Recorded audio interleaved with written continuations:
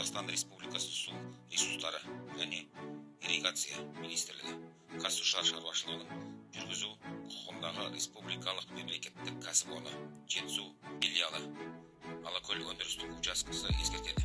Құрметті Алакөл аудан тұрғындары және қонақтар, ата-аналар, сіздерге мәлімет жеткізу үшін аудан аумағындағы су каналдары, тентек және жаманты су тораптарына, магистралды каналдар мен гидропостарға суға шомылуға тыйым салынатынын ескертеміз. Каналдағы судың ағысы 60-80 метр секундына ағады. Каналдардың тереңдігі 2 метрден астам терең болады. Суға шомылу маусым кезінде әртүрлі оқыс оқиғалар орын алады. Оның негізгі себептері қауіпсіздік ережелерін сақтамау болып табылады. Осыған байланысты суға шомылу ережесін қатаң сақтауларыңызды сұраймыз.